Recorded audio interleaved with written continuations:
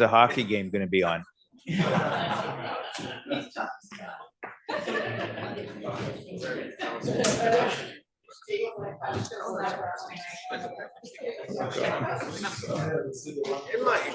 Okay. Good evening, everybody. Good evening, everybody. Welcome to the council meeting for April 23rd, 2024. The time is 7 p.m. and we have quorum. I will call the meeting to order. I always like to start the meeting off in a good way by acknowledging that the city of Maple Ridge carries out its business under traditional and unceded territories of the Katzie First Nation and the Kwantlen First Nation. First item, are there any amendments to the agenda? Sorry, did you want to speak? Go ahead, Madam Clerk. Thank you. Good evening. The meeting is being live streamed and recorded and will be available to the public for playback on our website in accordance with Council Policy 3.12. The purpose of a council meeting is to enact powers given to council using bylaws or resolutions and is the venue for debate of issues before voting on a bylaw or resolution. For voting purposes, council has been provided with voting cards, green for in favor, red for opposed, yellow for point of order. For members of the public who would like to speak, their opportunity to do so will be later in the meeting during the public question period. Thank you. Back to me. Yay. Thank you. No amendments to the agenda, seeing none. And oh, we have to add that. So we're doing. Okay, so we're on to approval of the agenda, item 3. That the agenda of the regular council meeting of April 23rd be approved as amended to include the supplemental agenda. Can I get a motion for this item? Moved by Councillor Duick, seconded by Councillor Carreras. Any questions or additions? Seeing none, call the question. All those in favor, motion is carried unanimously. Excellent. Thank you very much. Now we're going to move on to adoption of the minutes for a regular council meeting of April 9th, 2024, and the report of public hearing for April 16th, 2024. Can I get a motion for these items, please? Moved by Councillor Duick, seconded by Councillor Doze. Any comments or questions? Seeing none, call the question. All those in favor, motion is carried unanimously. Excellent. We're on a roll here. And next item, I will have a little statement that I'd like to read before we start with our first delegation. I'd like to start today's meeting by noting that the city will be observing the National Day of Mourning, which takes place annually on April 28th. The day was first recognized by the Canadian Labour Conference in 1984 and became a national day of recognition in 1991. This week, we honor and remember employees and their families who have been affected by workplace death, injury, or illness. These incidents and tragedies profoundly impact our whole community. This day is a reminder of the importance of workplace safety and renewing our commitment to work together to prevent accidents and injuries so that everyone comes home from work safely every day. On Friday, city staff will pause at 11 a.m. to reflect on those lost due to workplace injury and illness and commit to taking steps to prevent workplace injuries. City Hall will be lit up in orange from Friday to Sunday to mark the day. In 2023, workplace injuries and illnesses in BC claimed the lives of 175 workers, with more than half of the work-related deaths being the result of occupational disease. Every injury, disease, or death serves as a powerful reminder that employers have an important responsibility to ensure that all workplaces in BC are healthy and safe. At this point, I'd like to introduce Dale Hardy from the New Westminster and District Labour Council, who will share some further information with us about the activities planned to mark the National Day of Mourning this week. Welcome, sir. Thanks, Mayor. Is this on? Yes, it is. Yes. And before I start, without making light of a serious topic, it seems there was Vancouver Canuck injured on the job, and that went through my staff room when we heard that Demko isn't playing tonight. He's injured, and that sent a Yeah. a real strong vibe at my work. My name is Dale Hardy, and I'm a delegate of the New West District Labor Council, and I'm a member of School District 42 Union, MRTA. Each year, the New West and District Labor Council presents to city councils and school boards within our region to seek their support and recognition of April 28th, the day of mourning for workers killed and injured on the job. We believe workplace health and safety is everyone's responsibility. This year, workers across Canada are sharing that it is important to have safe work now. In 2022, almost 1,000 people in Canada died as a result of their work. Too many families lose loved ones to occupational diseases. And we know those numbers are just the tip of the iceberg because they include only those fatalities accepted by workers' compensation system. In cases of workplace exposure to toxic chemicals or materials like asbestos, effects only become apparent months, years, or decades later. We also know that workplace injuries, accidents, and illnesses are severely underreported. Hold on. Yeah. Workplace BC also reported they accepted 181 work-related death claims, and our thoughts and sympathies go out to the families of those workers. The industries with most claims were healthcare and social services, general construction, retail, transportation and related services, and tourism and hospitality. Behind each of these statistics is a working person, a family, a friend or neighbor. These are people in your community, and the impacts from our workplace injury go far beyond the time taken away from work. We can and must do better. Accountability is critical when it comes to health and safety at work. As workers, we hold each other accountable, reporting issues and dangers, and actively participating in joint health and safety committees. We call on employers to invest in meaningful prevention measures, offer robust ongoing training, identify workplace hazards, and develop an action plan for addressing them, and ensure worker participation in developing and monitoring the systems that will make workplace safer. Education is the key to prevention, especially for young workers. With 11% of workers injured in 2022 being under the age of 25, teachers and support workers in schools and programs like BC Federation of Labor, Alive After 5 Together, with employer commitment to training, these are critical to making sure young workers are not only safe at work, but will not face lifelong impacts from preventable workplace injuries. We're calling on all levels of government to ensure accountability for workplace health and safety. This year marks the 20th anniversary of the West Ray Law coming into effect. Named for the coal mine in Nova Scotia, where 26 men working underground lost their lives in an explosion. The law introduced a legal duty and accountability into the Criminal Code of Canada for corporations and individuals to take steps to prevent harm at work.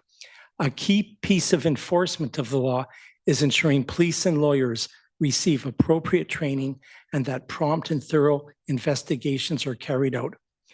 Construction is one of the industries with the highest reported claims, and the International Union of Operating Engineers is sounding the alarm following 4 recent incidents involving tower cranes. We are approaching the 3 years from the tragic events of July 12, 2021, when a tower crane collapsed in Kelowna, killing 5 workers. To date, the RCMP have recommended 1 charge of criminal negligence causing death. They have not said who that charge is recommended for, and WorkSafe BC has not shared their investigation report with the public or even with industry stakeholders.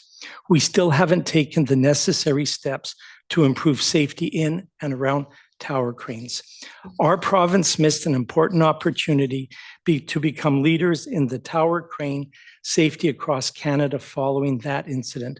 We may never know if the effect of not acting when we should have played a part in the 4 recent incidents involving tower cranes. We may never know if we could have prevented the most devastating of those incidents, which took the life of Eureka Flores, a mother of two who died because she went to work. Work shouldn't hurt and it shouldn't kill. Okay. Unions in BC have fought hard for gains in ensuring appropriate work safe BC coverage, but we know prevention, like improving tower crane safety, is the most important action we can take. Here are some measures we can all support to ensure workers are safe on the job. Provide adequate personal protective equipment that fit all body types and users. Create a national plan to remove toxic substances like asbestos from workplaces. Strengthen laws that protect workers against violence and harassment, and ensure workers know their rights and have the tools to be safe on the job. As union members, we also call on governments at all levels to remove barriers to joining a union, to ensure all workers have the protection and rights that come with the union card, because strong unions make safe workplaces. Unions in BC have a long history of advocacy and taking action on workplace health and safety. I would like to conclude by inviting you to join our Labor Council this morning for workers killed and injured on the job on Sunday, April 28th. Is that right? Isn't it Friday? Or is it? It's Friday. Friday. Okay. They sent me the notes so I wouldn't go rogue. At Westminster Pier Park in US. Links to the event are on the Labor Council website and Facebook pages. Everyone here can make a difference. Be safety conscious, support accountability measures, and health safety education in your workplaces. Together, it's possible to have safe work now. Thank you. Thank you for your time. Thank you, Mr. Hardy, for your presentation. And thank you on behalf of council for, well, you can just stay there for a moment. Council may have some comments or questions, though. But thank you on behalf of council to the New West District Labor Council for the advocacy that you do on behalf of all employees. Indeed, a lot of the improvements over the years are based on the advocacy of unions. So we recognize that and we acknowledge that, and we thank you for being here. Thank you. I will open up for anybody who wishes to speak, comments or questions. Seeing none, now thank you very much. Thank you. You may sit down now. Okay, now we're going to move on to the next item, Madam Clerk. Thank you. The next item is the consent agenda. The items listed on the consent agenda are to be considered for approval in one motion unless a member of council wishes to discuss an item and requests that it be excluded. Each item removed from the consent agenda will be debated and voted on separately by council. Thank you very much. Can I get a motion for these items, please? Moved by Councillor Carreras, seconded by Councillor Youssef. Any comments or questions? Seeing none, I'll call the question. All those in favor? Motion is carried unanimously. Thank you very much. Moving on to the next item, Madam Clerk.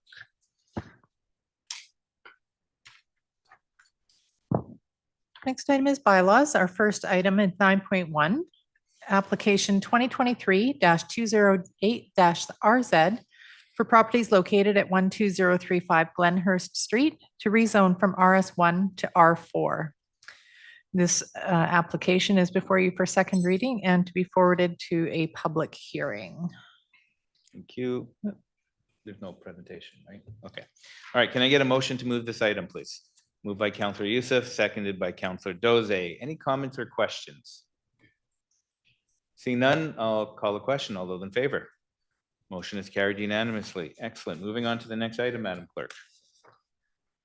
Item 9.2 is application 2021-556-RZ for property located at 22020 119 Avenue to rezone from RS1 to RT2 for the future construction of a triplex before you this evening for third reading.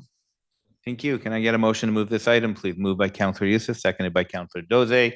Comments, questions? Seeing none, call the question. All those in favor? Motion carried unanimously. Excellent. Moving on to the next item, please. Item 9.3 is the Maple Ridge Council Code of Conduct amending bylaw number 7995-2024 in front of council for first, second, and third reading. Excellent. Can I get a motion for this item, please? Moved by Counselor Carreras, seconded by Counselor Doze. Any comments or questions on this item? Seeing none, I'll call the question. All those in favor? Motion is carried unanimously. Oh, we're just trolling along here. Next item, please, Madam Clerk. Item 9.4, application 2020-237-RZ for properties located at 11070 Lockwood Street and 24984, 25024, and 25038 112th Avenue. And this is the official community plan amending bylaw as well as the zone amending bylaw in front of council for adoption this evening. Thank you. Can I get a motion for this item? Moved by Counselor Dewitt, seconded by Counselor Youssef. Comments, questions? Seeing none, call the question. All those in favor? Motion is carried unanimously. We definitely are on a roll. Next item, please, Madam Clerk. Item 9.5 is application 2021-131-RZ for property located at 23103 136th Avenue. As well, it is an OCP amendment and a zone amending bylaw for a 20-lot subdivision in front of council for adoption this evening. Thank you. Can I get a motion to move this item? Moved by Counselor Doze, seconded by Counselor Schiller. Comments, questions? Seeing none, call the question. All those in favor? Motion is carried unanimously. Moving on to the next item, please, Madam Clerk. 9.6 is the Maple Ridge 2024 to 2028 financial plan bylaw number 7989-2024 in front of council for adoption.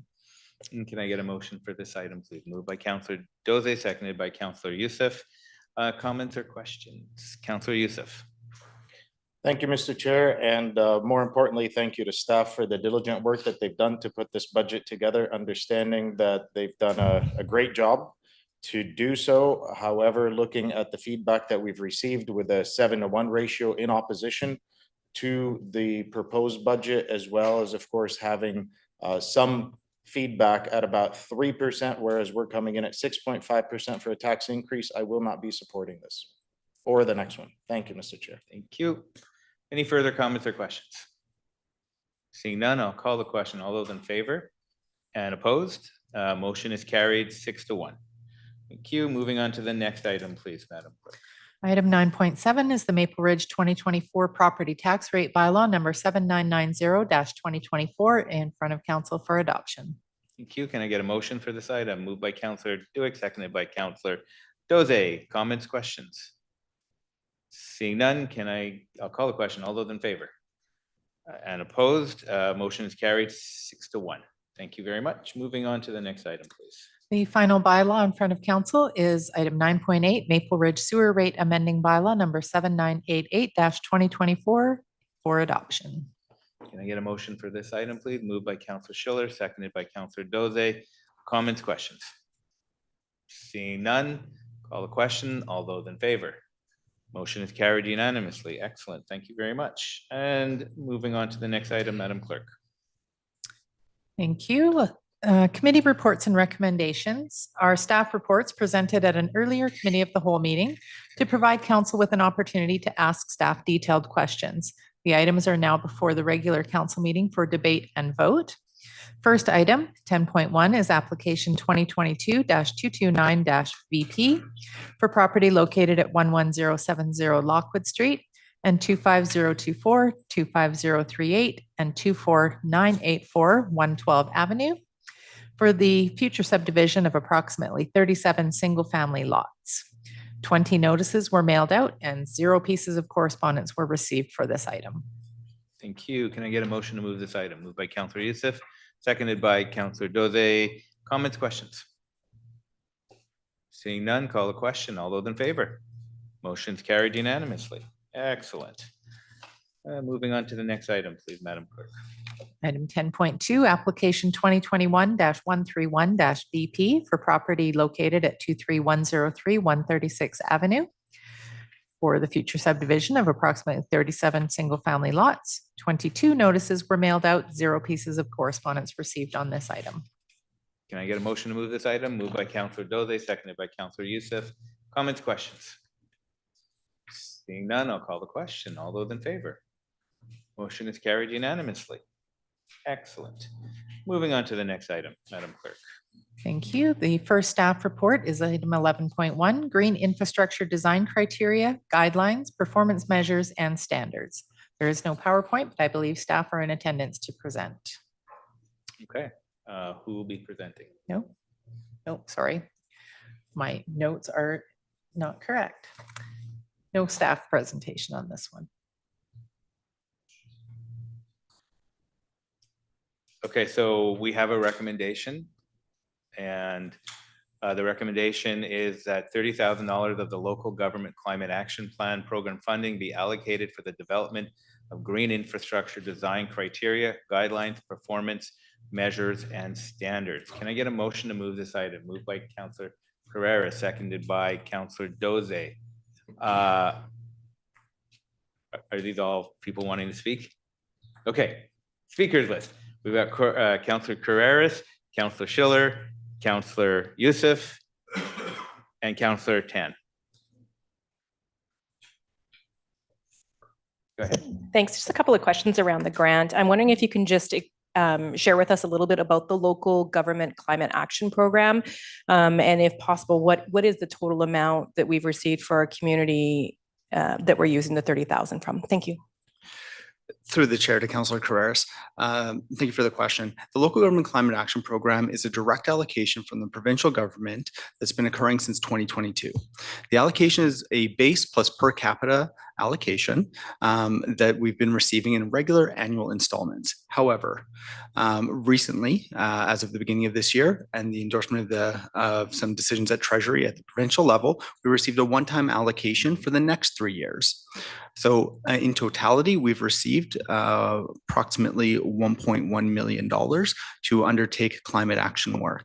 Can I just get you to talk a little bit louder, please? Yes, of course. Thank you. So to date, we received approximately $1.1 million in climate action funding, which is intended to bridge the city of Maple Ridge with provincial funding to deliver climate action and on our priorities right through to the end of 2027.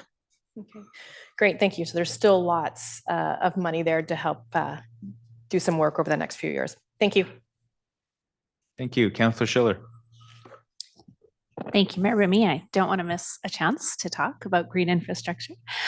So thank you to staff for bringing this forward. I'm excited to see it. And of course, this work builds on work that's been going on for many years by our environmental staff, by the Environmental Advisory Committee, and then the task force being able to just sort of look at work that had been done and opportunities that existed to accelerate some of our work on climate action. It's great to see we have this funding available from the province to move this forward. Staff, could you just elaborate a little bit for those who are interested? Like I say, there has been a lot of work done. We have a lot of strong environmental regulations.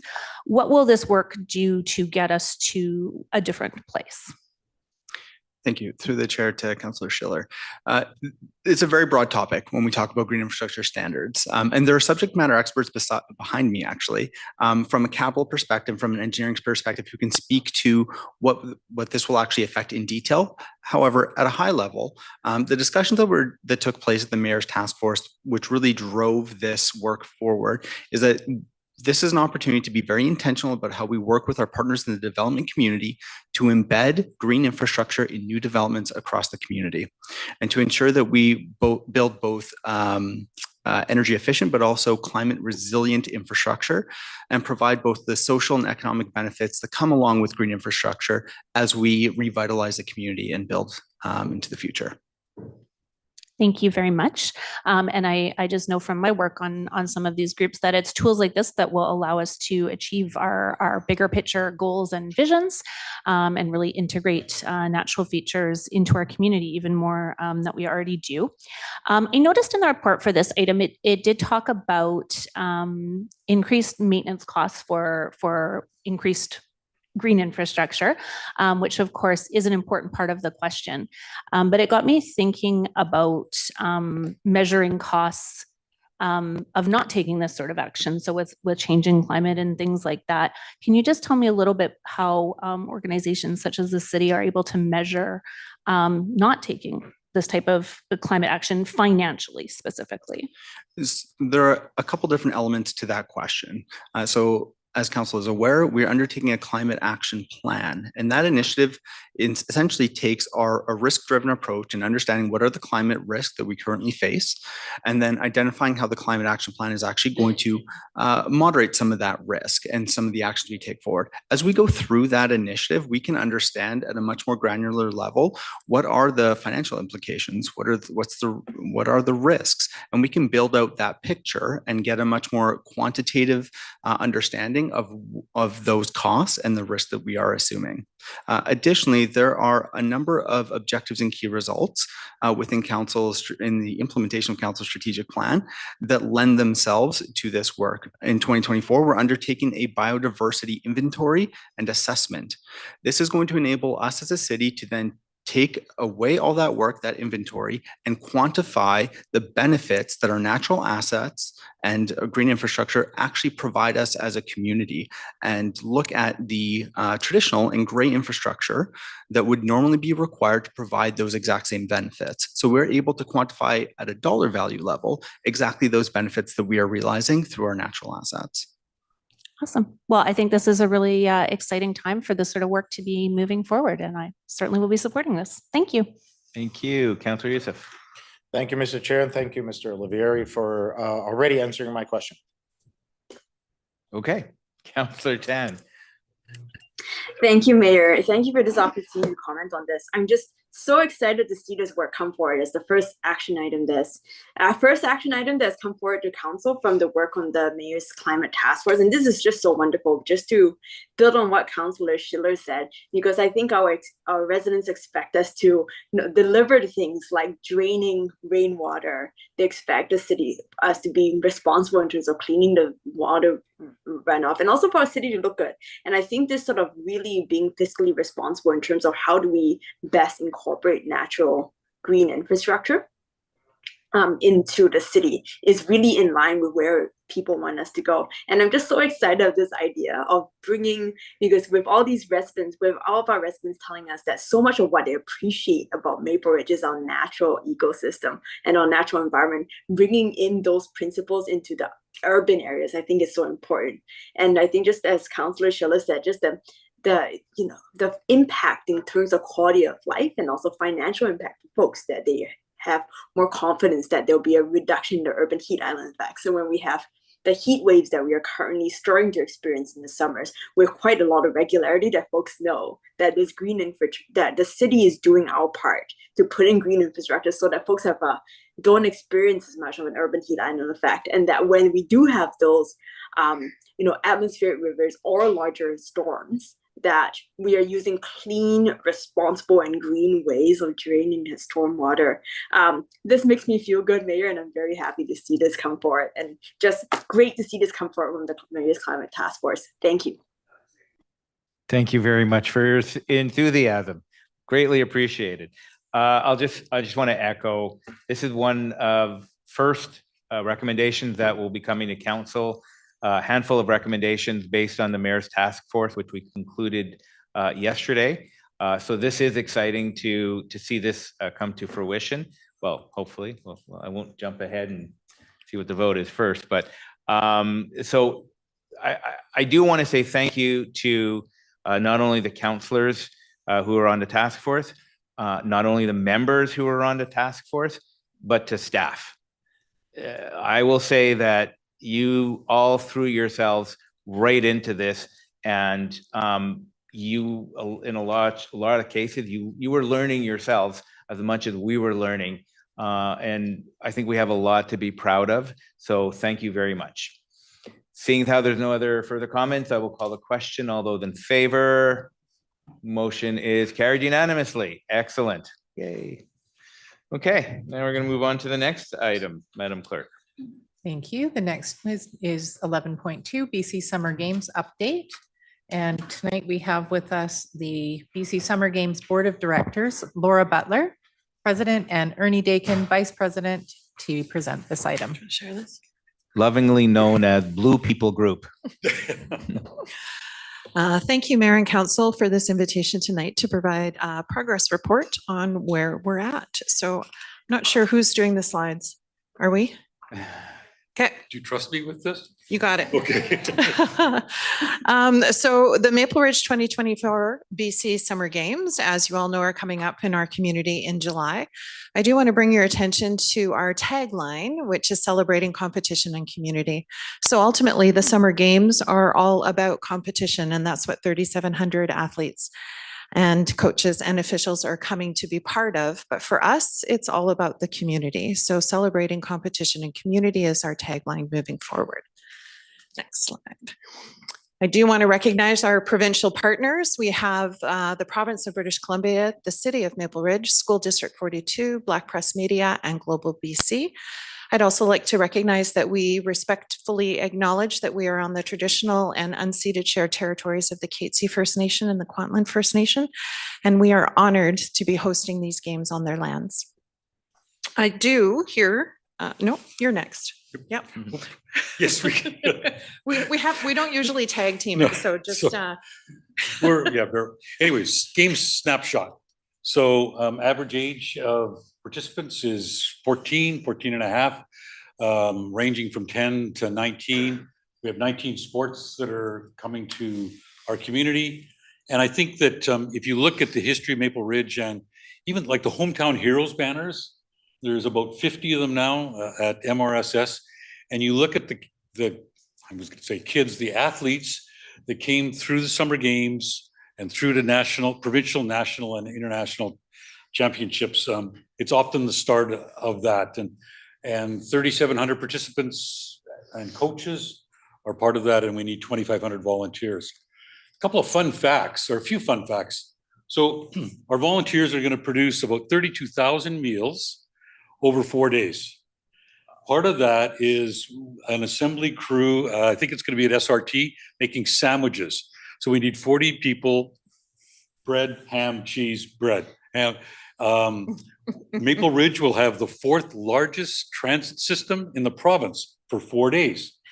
We are providing luxurious 3.5-inch foam mats for them to sleep on in our different schools.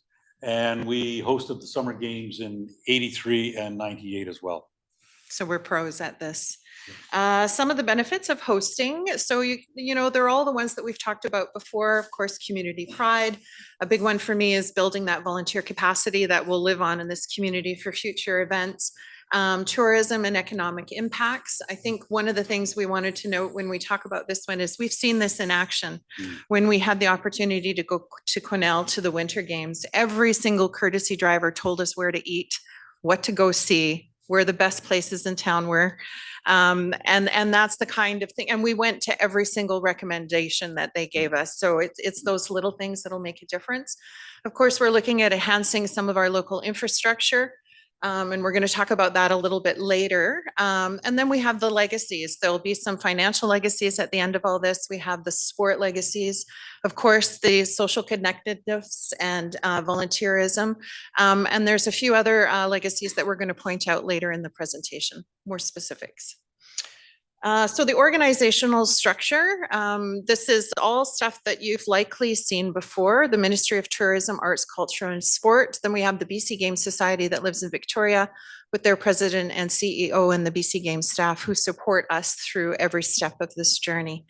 The 2024 Summer Games Host Society is us, our board of directors. We have society status for the time that we are planning and implementing these games. We have a board of directors with 15 directors, Ernie and myself, about 75 chairs. We have an operations manager, which is our only paid staff member. And then we have we'll need a bajillion volunteers.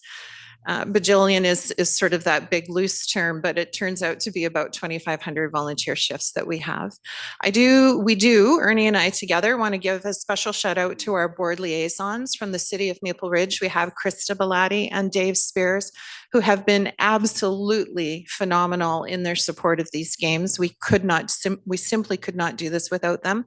And also to the Maple Ridge Pitt Meadows School District 42, we have John Hare and David, I can't remember his last name, been awesome at that board table and have been significantly helpful in some of our obstacles.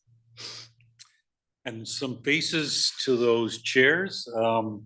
So as Laura said, we have 15 very diverse folks. And when we were interviewing, I think one of the exciting things was there was some people like myself with a few 100,000 miles on the tires to that younger crew, people that have been lifers in Maple Ridge, people that have only been here 2 or 3 years, and with a wide range of experience and expertise.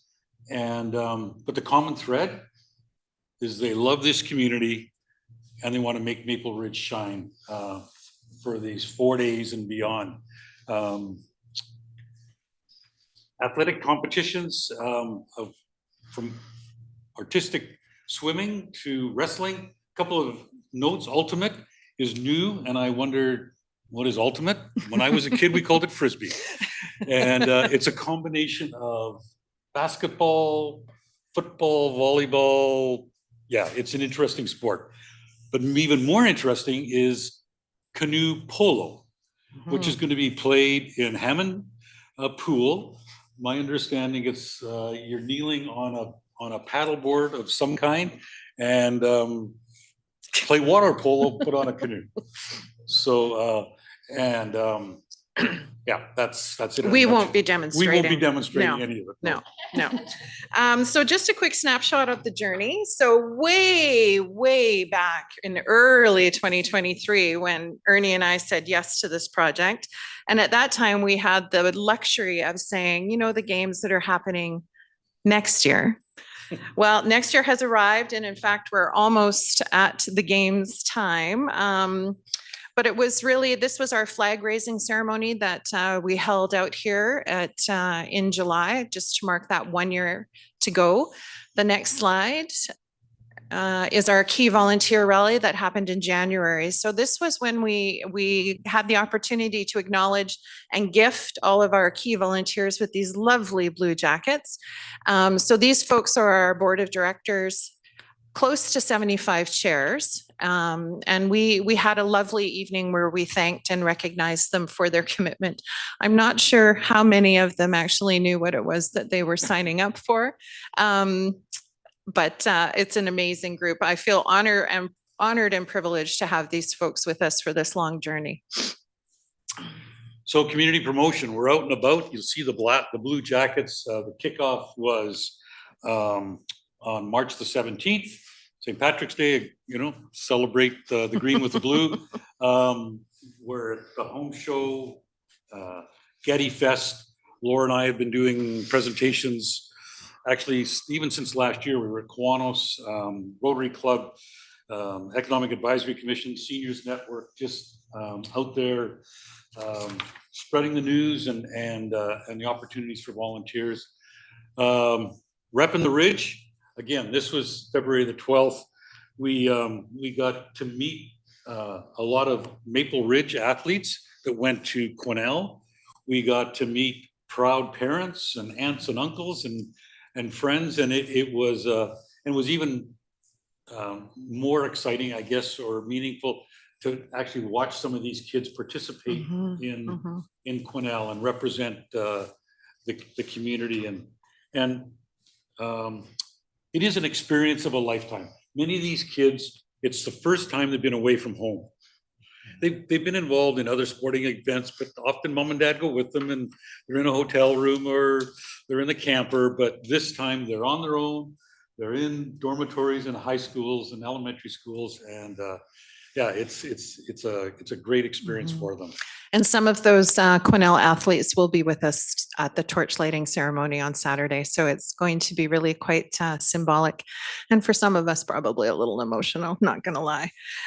So we had most of our board, in fact, I think almost all of our board members had the opportunity to visit the 2024 Lataco Quesnel Winter Games earlier in February.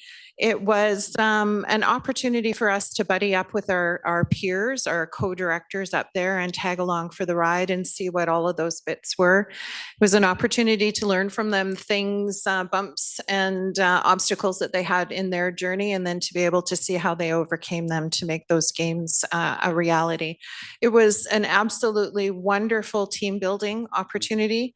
Lots of great memories and times in Quesnel that were not necessarily games related, and it really brought our group together. But the events that we had the opportunity to visit, the medals that were handed out, the learnings that we took away from that were immense. The next slide here is just some more photos from our time in Lataco Quesnel. What was brilliant in the timing for this was that we were still far enough away in our planning that some of the things that we had been working on, we could do a subtle shift or maybe even a bigger shift after seeing how it all came together in Quesnel, some of the things that went really well and some of the things that we needed to do differently here in Maple Ridge. Getting to put a ribbon. Oh, sorry, Laura. Sorry. that's- Go ahead. There was on a biathlete's neck after they were successful in winning a medal, and the look in their eyes and the pride, like, yeah, you got to bring a Kleenex. And through some glitch, we're not. No, we're sure not going to what- call it a glitch. I was signed up for medal presentation and got bumped by a room full of politicians. So just warning you that some of the other folks that are going to need to hand out some medals in our term. I have not had the luxury of doing that yet. And we won't say what No, we won't. elected official. Anyways, so this is the closing ceremonies. What was incredibly cool about this was because there were still some competitions going on, but the athletes that weren't competing and that were waiting for their buses with their luggage came down into the park and formed two lines on either side. And then the volunteers that made their weekend so special came down through the middle of these two rows of athletes, and they're cheering and they're clapping and they're whooping it up, and it was really it was an emotional time. And then they handed the flag off. And we waved the flag. To Maple Ridge. Yeah. And Ernie skipped over the part on that last slide that I especially like. So I'm going to tell your story. When I asked Ernie why he volunteers for these games, he says, because how many decades earlier, somebody unknown to him did everything that he needed in order to compete. They lined the fields, they set up the equipment, they made the travel arrangements, they took care of all the food and everything else. And here he is all these days later as one of those people who will be doing that work in the background to make memories for our athletes who are here today. And I just think that's a really powerful and succinct way to say that. So thank you, Ernie. Thank you. Here we go. Here we go. So as I said, community awareness kickoff was the 17th.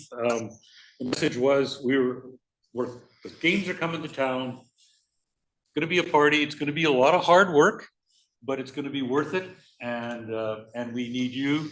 And we were in a number of locations around the community, and that is continuing with pop-up events right through until June. So look for the blue jackets. They're much easier to see than the jackets were in Quesnel. They all chose black, and everybody wore black. You couldn't tell a board member or anybody who knew the answers from anybody else. Might have been a good plan actually, but our blue jackets are amazing. So some of the recent work that we've done, of course, there's been lots and lots of work leading up to these points, but some of the bigger things were the sport chair meeting on March 23rd.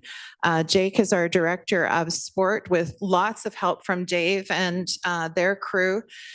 This was a pretty impressive showing. We had a lot of people come to this. And basically the sport director, it is a little bit different from all the rest. I mean, it is a weekend of competition. If you can imagine planning basically 19 different tournaments happening over the course of 3 days at the same time that they're all happening. So at this meeting is the provincial sport organization representatives and our local sport representatives. So we rely on them to make all those details to help us with the planning and the scheduling and everything else. This was a really informative meeting to have all these folks at the table. We talked about a number of things from equipment to logistics to volunteering. It was fabulous. And then, of course, we followed that up with our sport venue tour that happened on April 13th and 14th. And many of our directors and several of the chairs that had really specific responsibilities in this area all boarded a big yellow school bus, and we drove around to all of our sport venues. And it was wonderful because it's a real opportunity to see, you know, where is the host table going to be? Where is medical going to be set up? Where is the sandwiches going to be delivered? Which areas are athletes only? Which areas are spectators? You know, where is security going to be and everything? It was fabulous. And we'll just flip to the next slide. This one's a little bit hard to read, but these are the questions that we often get asked. The interesting thing about the games is when we talk about 3-on-3 basketball or soccer or towed water sports or everything, it is just one particular age group that comes to the summer games. So for these kids, they get one chance at qualifying and one chance at competing and one chance at being at these summer games. So it just helps keep it in perspective on how important these competitions are for the kids. There's a really nice breakdown here of the number of athletes, coaches, and officials for a total in each sport, but you can see the age groups and also the venues on where these are going to be. With our 19 sports, we do have 5 venues that will be outside of our community in Maple Ridge, just because we do not have that infrastructure here. But 19, well, I guess 15 out of 19 sports are going to be here in town. So, our gift from Cornell, we had 3 53-foot trailers arrive at Riverside Elementary School. So a legacy, I think, already for the Maple Ridge Games. We were having a challenge finding warehouse space. So we needed 5,000 to 7,000 square feet to store those 3,700 luxurious mattresses. Big Steel Box stepped up. Peter, our logistics chair, connected with them. We had 20 containers, 20 dropped off at Riverside. And when those trucks backed in, we did a bit of a sort as we unloaded. Instead of, you know, potentially coming to one warehouse, everything gets dumped into one big heap, and what do you got? So they all came off, well, 1, 2, 3 at a time, all hand bombed off. The trailers were incredibly well organized. Stuff was boxed up.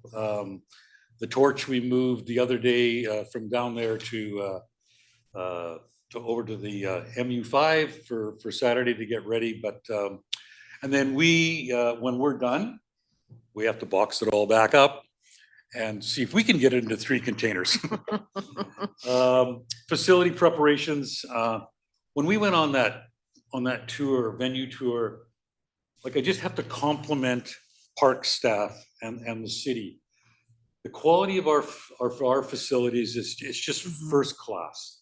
It's going to be a great event. We've talked to Metro Vancouver. Hopefully we can get the water wagon out. MRSS that's got the athletics and wrestling, and so that's probably our biggest venue for kids, and try to get that to fit in and be all ready. There's been improvements at MRSS, the shot put cage, and on Merkley Park and Albion. It's just great. It's sparkling. So thank you. Legacy building. So we talk often when we talk about the BC Summer Games coming to town, that's one of the things we talk most about is the legacy, what we're going to leave behind, sort of the benefits of hosting.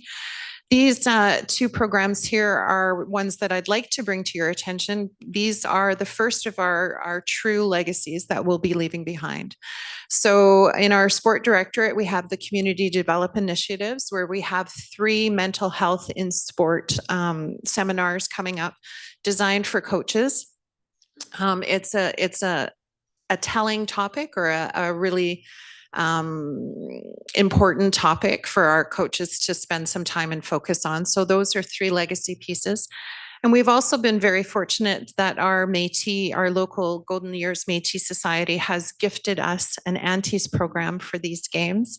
And the best way to sort of sum this up very quickly without going into a lot of detail is along the lines of there are things that you won't talk to your parents about, but you can talk to your cool aunt. So they'll be around in their ribbon skirts. They've really taken this to heart and they've been able to secure some funding and some opportunities to create more ribbon skirts and do some mental health training and some of those other kinds of things. So we are really incredibly grateful to have this Auntie program gifted. We do hope, and I believe this will be an ongoing legacy that will be part of the BC Games handbook moving forward. So thank you for that. Yeah. A couple of other things that are happening, the BC Summer Games Awards. So promotion, the recipient challenges traditional limits for women and girls in sport, and our very own Karina LeBlanc Game Changer Award, a hometown hero, recognizes a game changer both on and off the field and has made a positive impact in our community. And if you want to be inspired, go to the city website and look up Anna Huber's story. She was the initial recipient in 2020, and the nominations go live on the 30th, and the awards will be presented at the Maple Ridge Summer Games in July. So this is just a very quick snapshot. You'll see our friends at the games. These are our partners and sponsors and donors that we've had to date. We do anticipate that there'll be lots more added to this list. Some of these names you'll recognize from work that happened in 2020, and some are brand new. So Big Steel Box was one that Ernie mentioned, and that was really a phone call that happened through a connection at someone at the board table when we were struggling to find warehouse space. And probably saved us about $60,000 in our budget. In addition to that, I think we need to do a shout out to School District 42, who came to the table and offered us that space at Riverside Elementary to store those boxes for the long haul. We will be packing them up very quickly and moving them out of here as soon as our games are over. I'm not going to go through all of them, but we do expect that there will be many more coming. Many of these names up here have been gifts in kind, which is really important to our budget and makes a huge difference. So expect more to come. We expect that there'll be lots more gift in kind, especially in the food area for our feeding our athletes. And one story on that, how great our community is. So Bell Locksmith. So these containers get dropped off. Well, they're supposed to be locked. So Terrence Stevenson at Keys went next door to Bell Locksmith and said, we need 20 padlocks with the same key. You're not supposed to tell them that part. Oh yeah, Damn no, it. they don't have the same key. No, They're different codes, all coded. Anyways, and they said, yep, they'll be ready tomorrow afternoon. That's how great this community is. Fabulous. So here's the big one. This is the work that we're continuing to do in the community. This is the big piece that we have left to fill. We've got lots of other things organized, but it's the volunteers. There's a QR code. You've seen it all over the place. And here's my challenge to you. There is lots of opportunities for you to take on you will have formal jobs to do at these events. But I'd like to encourage you, as well as everyone else, to sign up as a regular volunteer. You and your families, our youngest volunteers for unsupervised work will be 13. Of course, they can be younger to do it with the family. And if I might add, probably the very best job that I did get to do in Quesnel even though it wasn't a medal, was a breakfast service. And the beauty of that is we were a team of 20. We took Friday morning breakfast, and by golly, we got to give our well wishes and encouragement to each and every athlete who went through that breakfast line. So whether you have 2 extra hours or you can take on 2 shifts, whether you want to make sandwiches or deliver sandwiches, we have anything that you want to do, we can certainly sign you up. So that is my challenge. And I think we have one more slide. One, can I tell one more story? Of course. Don't be sorry. So I was in Home Hardware about 2 to 3 weeks ago, talking with Scott and his family and trying to get them signed up. And Scott said, did you know that I won silver in the 83 83 Summer Games? And my mom was one of the main organizers. I didn't know that. Great. His daughter Jillian won silver in basketball in 2016. And one of their other staff was a gold medalist in basketball. So there's 3 generations of one family being involved in the Summer Games and giving back to the community. I just thought that was and Cheryl, our On our director of administration, was a winter athlete in 82 or 83 as well. So torch lighting is the 27th, 12 o'clock. It's going to be a party. It's going to be great. It's going to be a great celebration for our community. Piggybacking on the farmers market opening day. So yeah, look for the blue jackets. There we go. And I think that's it. That's a thank you, guys. Excellent. So I've learned that we get to stand here. I think we take too long, sir. No, I don't know. I wasn't paying attention. First of all, thank you for the presentation. Clearly, we chose right by our president and vice president and all the directors. We've been following along very closely. I don't think we could have gotten 2 better people to lead thank the you. charge on this. Thank you. You know, you could easily be both called Mr. and Mrs. Maple Ridge, but not connected in that way. Well, there are days that I think I see Ernie more than Judy does. But I Yeah. see Laura more. Yeah. Sign me up if you have pancake flipping, or if you need to flip burgers. That's Well, me. we'll find something for you. You just click that little QR code and tell us what you want to do, and we'll make sure you've got the right job. Okay. But honestly, this is so exciting. I know we're gonna have the best summer games in well, probably forever. We're gonna set the bar super high, and it's exciting to see. So I'll stop right there and see if any council wants to jump in. Councilor Carreras. Super quick, just thank you. So this will be my, I'll call it 3 3/4 BC Summer Games, because we didn't quite get there Not in quite, 2020, yeah. but we're about 3/4 of the way through. It is a really exciting time, and thank you for taking on this role. I fully appreciate and understand the amount of work that goes into being a director on the committee, and the joy and the stress and the tears and the laughter and everything that goes with that. And, you know, we didn't get there in 2020. So I'm very, very much looking forward Yeah. to the summer of actually getting there. It's been 5 years of work for the city of Maple Ridge to get there. I've already registered. As soon as it was like shared, I signed up. I'm like, yeah, sign me up. I am there. Vacations booked. And I'm more than happy to hand off any medal gifting course. to anybody. Well, that I part do goes not without need saying. to do it, but I do echo it is pretty cool when you see the kids and Yeah. you see them winning and the excitement and the joy in their faces. It really is inspiring to be there. So if you haven't, anybody who's here today, if you have not registered, I strongly encourage you to do it. It is an event you do not want to miss. Yeah. Thank you. Thank you, Councillor Carreras. And I would say that part when we keep on those days when we're feeling over capacity or overwhelmed or obstacles in front of us, and we just keep reminding ourselves that this is really about building those memories for the kids. They're not going to know all of these months of hard work and the challenges that we've had. They're just going to know from when they arrive on Wednesday and they leave on Sunday, what an awesome time they've had. And Who I knows, think life experiences in 20 or 25 years, they could be filling these chairs. there you go. And message heard. We'll make sure that you and your fellow colleagues will be able to give out some awards as well.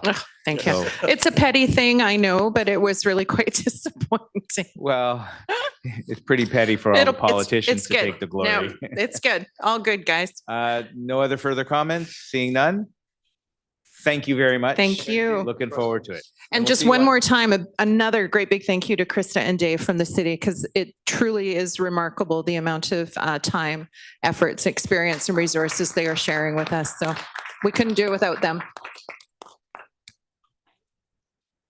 I know. All right, Madam Clerk, we're moving along. Thank you. The last item on the staff report agenda is 11.3, which is the Handy Dart Service Advocacy Support Letter Request. And presentation? Yes. Okay.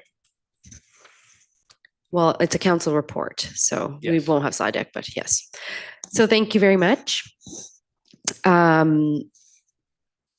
This is regarding Handy Dart Service Advocacy Support Letter Request. In March 2024, council received a letter which was entitled Open Letter to Rob Fleming, Minister of Transportation and Infrastructure, and to Dan Coulter, Minister of State for Infrastructure and Transit, regarding insourcing the Handy Dart service. A group of unions, disability advocates, other community groups, and municipalities has been formed to voice concerns over service levels at Metro Vancouver's Handy Dart system. So Maple Ridge has been sent the information to consider joining and supporting this advocacy on behalf of residents of Maple Ridge who depend on this service. And in your report, you will see the sort of calls for action that is being requested of signatories that sign on to this letter and directing the TransLink board. So it is listed in the report here, and I'll just quickly go over them and then read the recommendation. So the Alliance calls for the TransLink board to fulfill TransLink's original pledge to limit the percentage of taxi trips to 7% or lower of the total Handy Dart trips. Number two, develop and conduct an unbiased public sector comparator with a multiple accounts evaluation containing rider and worker input to compare insourcing to continued outsourcing while considering safety and service quality. And thirdly, to develop and implement a plan to bring Handy Dart in-house as a subsidiary of TransLink, including providing provincial and federal funds for permanent facilities for an expanded and electric Handy Dart fleet.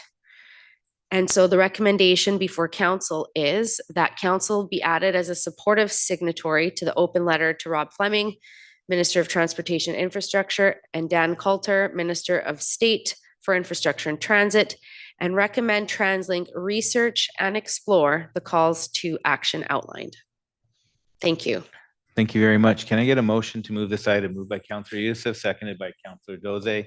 I just want to add that we heard here a couple of weeks ago from one of our residents some of the challenges that they're facing, and that's not the only one. We've heard this time and time again. As a board on TransLink, this has been a topic of conversation as well. So I think it's timely, and I think it's important to at least try to understand what the challenges are and where we stand, because there are a lot of folks who rely on Handy Dart to get to doctors' appointments, clinics, and so on and so forth. So I think it's timely, and I think it's important. So having said that, I will open up did I do a motion just now? I did. Okay. Then I will open up for questions. Councillor Carreras. Thank you.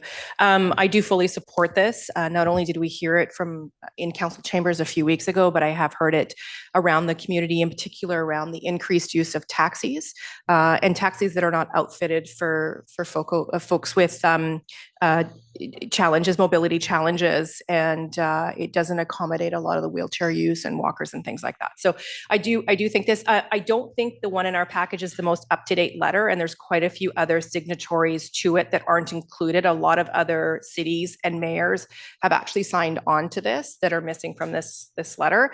And so, and I think that when we look at the letter, I mean, Brad West, who is chair of the Mayor's Council, has signed on to this, as well as many other mayors around the community and cities. So I fully endorse us standing up for our community and making sure that service levels are where they need to be for our citizens. Thank you. Thank you. Any further comments or questions? Oh, Councillor Tan. Thank you, Mayor. And I just wanted to add on to Councillor Carreras' comments there. I too am in support of this because Handy Dart, as we know, provides services to folks who are experience the most barriers in accessing transit. And given that Maple Ridge really is in dire need of more public transit investments, and the clients that Handy Dart serves are really the folks who have the most trouble accessing public transit system that already faces challenges in Maple Ridge. I think it's well incumbent on us too, and I'm very excited to support this. So I just wanted to put my comments and support there, Mayor. Thank you. Excellent. Thank you very much. Seeing no further comments or questions, I'll call the question. All those in favor? Motion is carried unanimously. Excellent. Thank you very much. Moving on to the next item, Madam Clerk. Thank you. The next item is the public question period. Participants in public question period are reminded that there should be no discussion of public hearing bylaws which have not yet reached conclusion. Each speaker will have 2 minutes to speak to council. A second opportunity may be provided once all speakers in the queue have had an opportunity to speak. The total time allotted for public question period is 15 minutes. If you wish to inquire about additional opportunities to address council, please contact the corporate officer. For members of the public in attendance in council chambers wanting to participate in public question period, please come forward to the microphone. State your name and city of residence for the record before beginning and addressing your comments to the mayor. For members of the public participating electronically, please register as a speaker by raising your hand, turning on your camera, and clearly stating your name and city of residence for the record before you begin. Thank you. Excellent. Thank you very much. Is there anybody in chambers or online? Nobody's online. Anybody in chambers who wish to speak? Seeing none, then I will officially close public question period. Moving on to the next item, Madam Clerk. Mayor and council verbal reports. Okay. All right. Anybody wish to present? We've got Councillor Carreras, Councillor Schiller, Councillor Tan. Let's go ahead.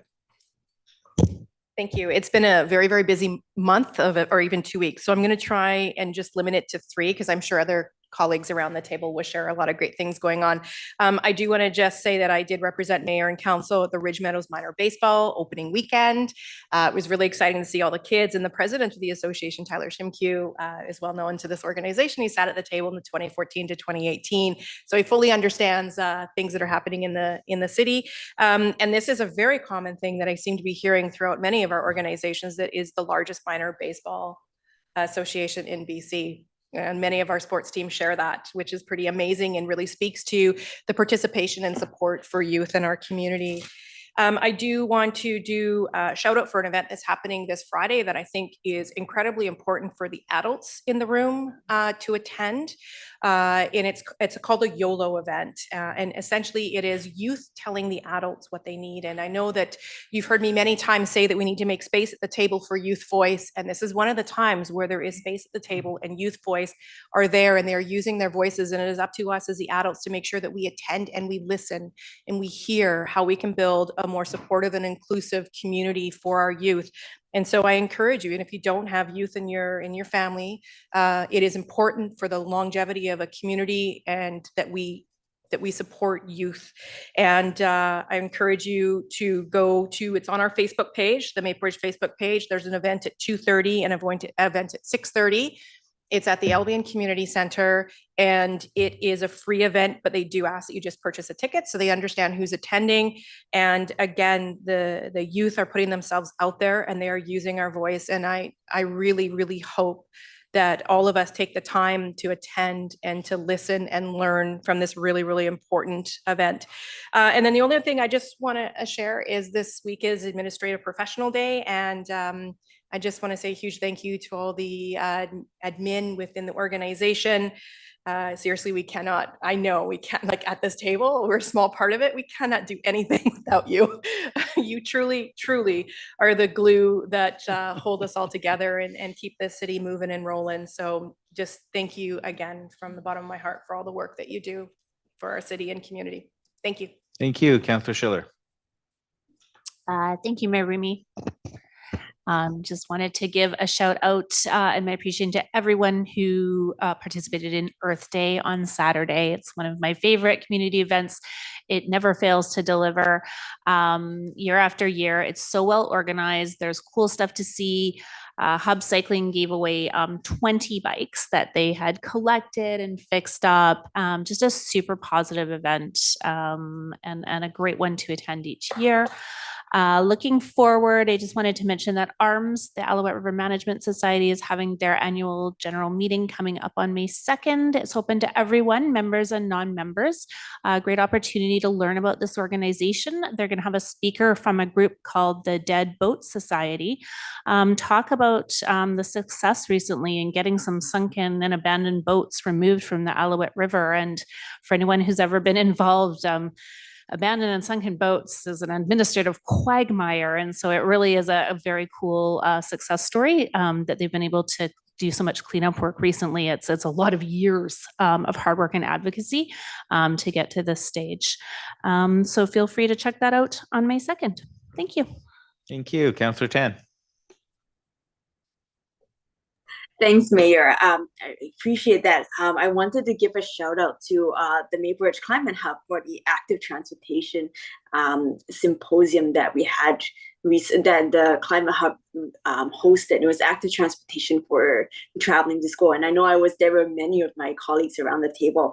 And it was very neat to see the community moving this forward with so many parents and members of School District 42 and people involved in the education system coming around the table and saying, hey, we really need to do something about this. How do we get our kids to walk or bike or roll to school? And it was just really neat to see folks coming together for the entire day to make this happen. And the few things I learned was, I asked, so what are the barriers to getting kids to walk or roll to school? Can you sort of lay it out for me? And then one really interesting thing I heard was that that there's the sense of, it's almost a cycle that keeps going as more parents drive their kids to school. Other parents feel that it's less safe for kids to drive to school, to walk or roll to school, because there's just so many cars rolling in and out around school neighborhoods. And so one of the things I learned there is that as more kids walk or roll to school, the more comfortable parents will be sending their kids to school by bike or by foot or whatever they choose to do. And so it was a really interesting thing for me. And I really look forward to the Climate Hub coming back to us and to School District 42 with follow-up items from that symposium, just to hear what they're looking for us to do or how we can partner with them on that. So that was really exciting. And the second thing I wanted to give a shout out to, and Mayor, I'll leave most of this to you, I was just really excited and happy and thrilled really to be one of the people sitting around the table for the Mayor's Climate Task Force that just wrapped up yesterday. And we had this wonderful wrapped up meeting. We talked about all the action items that we move forward with on climate. And it's just great to see this community move forward. As one of the members of the public said who attended yesterday, he said, it's just so good to see this and this council iteration and this community taking the environment and climate so seriously. We have specific action items with a comprehensive plan. I mean, this is really putting us in what we said we wanted to do. We wanted to be ambitious, we wanted to be bold, and be stewards of the environment, and really think about how we can improve the quality of life for people. And this is us doing it. Lots more work to do, as you say, Mayor, and also what a good head start. So really happy with that. Thank you very much, Councillor Youssef. Thank you, Mr. Chair. I'd like to start off by thanking Councillor Tan for recognizing the Climate Hub. Councillor Schiller and I are on the board of directors, and we are a tiny but mighty group, and we've come a long ways to the point where we can hold such a symposium and bring in the wonderful speakers that were there and be really a force to be reckoned with within the community, especially on the policy side. This Saturday is going to be quite the Saturday, and if I may, at 11 a.m. will be the Haney Farmers Market opening ceremony. Again, as a director there, I would like to mention that, you are, as well as the, of course, the torch lighting ceremony taking place at 11:45. At the same time, at 11 a.m. will be the Goodbye Chums event with Keeps. So maybe we'll have to clone ourselves and be at more places than once. At 1 p.m. at the Maple Ridge Library will be the annual Eid celebration for Eid al-Fitr. And I encourage all my colleagues as well as the community members to come out and enjoy the festivities that will be taking place there. Lastly, on Saturday at 6 p.m. will be the Ridge Meadows Christian School Gala in Blue, taking place at Meadow Gardens Golf Course. Of course, this is a ticketed event and it raises funds for a wonderful school that we have here in our community. On Sunday, the 28th, will be the season closing.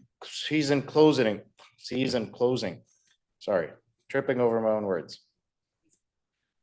At the ACT with the Viano Quartet performance. And lastly, again, as was mentioned earlier, May 3rd to the 5th will be the home show. For those around the table and within the community, please do make sure to volunteer or come out and patronize the home show and a lot of the festivities that will be there, from roller coasters to just about everything that you can think of, as well as many organizations with that throughout the community that will be represented there. And before I close out, I'd like to again plug for the duck race tickets that are currently on sale. As a Rotarian, I would be remiss if I didn't just mention that to those around the table, as well as the community at large, to participate in this wonderful annual event that takes place here that is very unique to our community and raises funds for a plethora of organizations that are then donated throughout the Rotary Club. Thank you, Mr. Chair. Thank you very much. And then I will just take a moment to talk about a couple of things that I've done. The Mayor's Task Force wrapped up. Again, thank you very much, everybody. It was exciting to see the end result, and we'll be bringing those recommendations slowly through to council in the short term. The week before, as in my role of the chair of Metro Van Housing Corporation, I spent a few days in Fredericton, New Brunswick, at the Housing and Homeless Conference. There were 500 participants all around the country. And what was very interesting about that is everybody's facing the same challenges that we're facing with housing crisis, with homelessness. It's a challenge. And one thing is clear to me is nobody has the answer yet. And, you know, with all the funds that are flying around the country, provincial, federal dollars flying around,